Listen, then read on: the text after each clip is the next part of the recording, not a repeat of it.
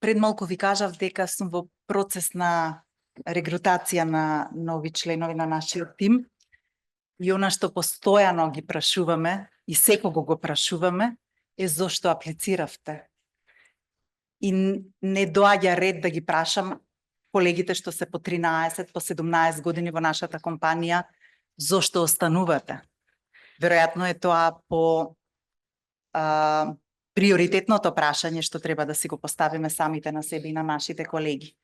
Но она што е драматично и она што, да кажам, е навистина импресивно се податоците што ги добивме од последното истражување, последниот сурвеј на Randstad Work Monitor 2025 и дозволете ми да споделам нешто што верувам дека ќе остави впечаток кај вас. Тоа е истражување на 26.000 вработени worldwide. Јасно ни е дека платата повеќе не е императив или не е она што натежнува версус работната култура, здравата средина, третманот на работа, поддршката, менторингот и така натаму. Во, како да кажам, последните 2 декади, односно во првпат во 22 годишната историја на овој извештај, рамнотежата помеѓу работата и приватниот живот го надминува инкамот, односно платата. И ова не е само мала промена, односно ова е целосен шифт на приоритетите. На почетокот ви спомнав дека 55% од вработените ја напуштаат компанијата затоа што не чувствуваат припадност, не чувствуваат дека се добредојдени или прифатени во компанијата. 48% би ја напуштиле добро платената плата, односно добро платената позиција, затоа што компанијата не ги шерува, не ги дели истите вредности што ги има поединецот.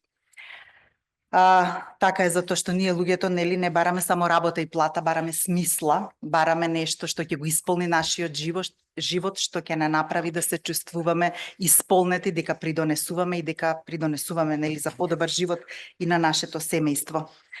62% од испитаниците рекле дека сакаат да се чувствуваат на работното место автентични, меѓутоа сепак голем дел од нив кријат дел од својот личен живот на работа. 41% од вработените ќе дадат отказ доколку не дознаат или доколку не се убедени дека во компанијата или организацијата имаат простор за напредок. 85% од вработените велат дека чувството на заедништво, припадништво, чувството на добри колеги, добро друштво на работа им прави да се чувствуваат подобро и помотивирано и секако да можат да вложат повеќе. На Балканот, да, секако дека имаме brain drain, со тоа сме соочени секој ден.